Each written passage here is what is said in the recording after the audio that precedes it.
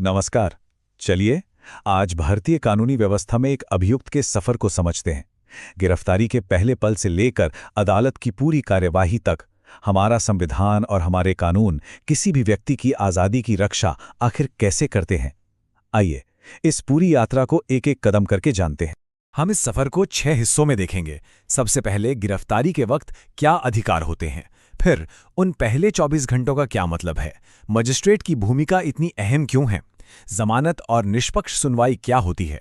हम कुछ ऐतिहासिक अदालती फैसलों पर भी नजर डालेंगे और आखिर में समझेंगे कि इन सब अधिकारों को जानना ही सबसे बड़ी सुरक्षा क्यों है। सोचिए, किसी भी इंसान के लिए गिरफ्तारी का वो पल कितना तनाव भरा और डरावना हो सकता है। यहीं से कानूनी प्रक्रिया की असल शुरुआत होती है और सच कहें तो यहीं पर अपने अधिकारों को जानना सबसे ज्यादा जरूरी हो जाता है। तो सवाल यही उठता है कि अगर किसी को गिरफ्तार किया जाता है तो कानून उसे कौन से अधिकार देता है। और ये अधिकार सिर्फ कानूनी दांवपेच के लिए नहीं है, बल्कि ये हर व्यक्ति की गरिमा को बनाए रखने के लिए भी बेहद जरूरी है। तो सबसे पहले ये समझते हैं कि गिरफ्तारी का मतलब क्या है। कानूनी भाषा में ये किसी व्यक्ति को हिरासत में लेने की एक प्रक्रिया है, लेकिन इसका मतलब ये बिल्कुल नहीं है कि ये पुलिस की मनमानी है। असल में इस शक्ति के गलत इस्तेमाल को रोकने के लिए इसे बहुत सख्त नियमों से बांधा गया है। देखिए, पुलिस किसी को गिरफ्तार कर सकती है या नहीं, ये इस बात पर निर्भर करता है कि अपराध कितना गंभीर है, और ये एक बहुत ही जरूरी फर्क है। संज्ञेय मतलब कॉग्निजेबल अपराध जो कि ज्यादा गंभीर होते हैं, उनमें पुलिस बिना वारंट के गिरफ्तार कर सकती है। लेकिन असंज्ञेय यानी नॉन कॉग्निजेबल अपराधों के लिए पुलिस को पहले मजिस्ट्रेट से वारंट लेना ही होगा। ये एक बहुत बड़ा सुरक्षा कवच है। जैसे ही किसी को गिरफ्तार किया जाता है, उसे तुरंत कुछ मौलिक अधिकार मिल जाते हैं।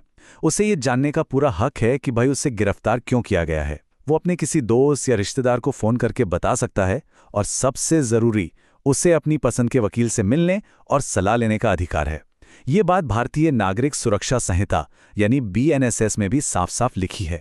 गिरफ्तारी के ठीक बाद का जो समय होता है वो बहुत नाजुक होता है, इसीलिए कानून ने पुलिस पर एक टाइम लिमिट लगा दी है। आप इसे एक तरह की कॉन्स्टिट्यूशनल स्टॉप वॉच समझ सकते हैं, जो किसी भी व्यक्ति की आज़ादी की रक्षा के लिए एक मजबूत दीवार की तरह खड़ी है। ये नंबर 24 घंटे, इसे याद रखना बहुत जरूरी है। हमारे संविधान का आर्टिकल 22 कहता है कि पुलिस किसी भी व्यक्ति को 24 घंटे से ज्यादा अपनी कस्टडी में नहीं रख सकती। हां, इसमें आने जाने में लगने वाले ट्रैवल टाइम को शामिल नहीं किया जाता है। तो जो प्रक्रिया है वो बिल्कुल सीधी और साफ है।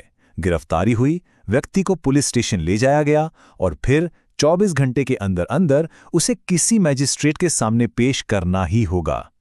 इस नियम का एक ही मकसद है, पुलिस को मनमानी हिरासत से रोकना और मामले पर जल्द से जल्द एक जज की नजर पड़ना। तो जब 24 घंटे के अंदर अभियुक्त को मजिस्ट्रेट के सामने लाया जाता है, तो मजिस्ट्रेट की भूमिका एक न्यूट्रल रेफरी की तरह होती है। वो ये देखते हैं कि क्या गिरफ्तारी कानून के हिसाब से हुई है और क्या उस व्यक्ति को आगे हिरासत में रखना, जिसे हम रिमांड कहते हैं, वाकई जरूरी है। देखिए, इस भूमिका को कितनी गंभीरता से लिया जाता है। ये जो आप देख रहे हैं, ये एक असली जुडिशियल वर्कशॉप का एजेंडा है। इसमें एक पूरा सेशन इस बात पर है कि रिमांड के दौरान मजिस्ट्रेट के कर्तव्य क्या हैं। ये दिखाता है कि हमारी न्यायपालिका भी व्यक्तिगत स्वतंत्रता की रक्षा के लिए अपने जजों को लगातार ट्रेनिंग देती है। तो हमारे क्रिमिनल जस्टिस सिस्टम में ये जुडिशियल मजिस्ट्रेट कहाँ आते हैं? वो लोकल लेवल पर सबसे पहली और सबसे जरूरी कड़ी होते हैं।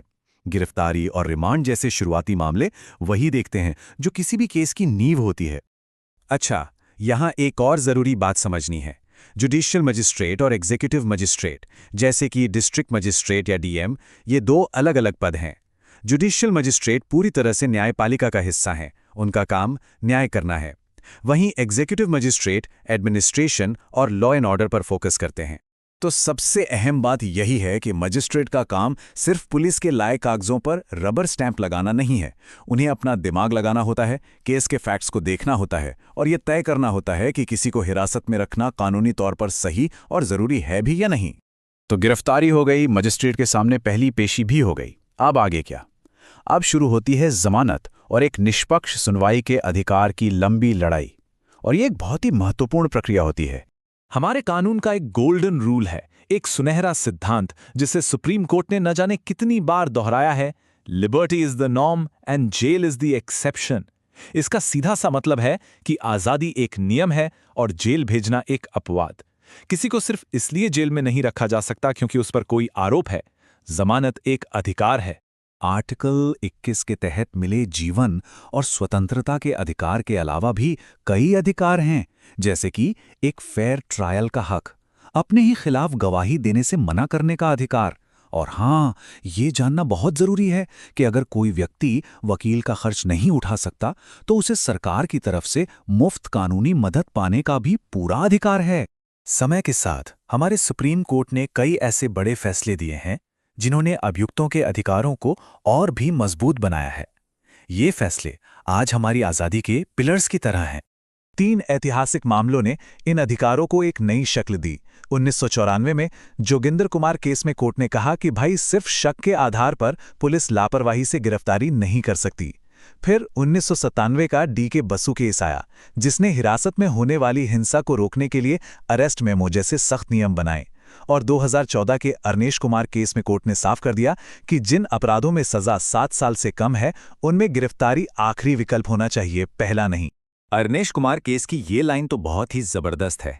इसका सीधा सा मतलब है कि सिर्फ इसलिए कि पुलिस के पास गिरफ्तार करने की पावर है, इसका मतलब ये नहीं कि वो हर मामले में उस पावर का इस्तेमाल करे। पुलिस को हमेशा ये साबित करना होगा कि उस व्यक्ति को गिरफ्तार करना जरूरी क्यों था। तो हमने इतने सारे कानूनों और अधिकारों की बात की, लेकिन एक मिनट, ये सभी कानूनी सुरक्षा तभी काम करती है जब हर नागरिक इनके बारे में जानता हो। असल में जागरूकता ही हमारे अधिकारों की सबसे बड़ी ढाल है। तो चलिए फटाफट से वो बातें दोहरा लेते हैं जो हमेशा ध्यान में रखनी चाहिए। गिरफ्तारी का कारण जानने का अधिकार, 24 घंटे में मजिस्ट्रेट के सामने पेशी का नियम, मजिस्ट्रेट द्वारा गिरफ्तारी की न्यायिक जांच और जमानत का अधिकार।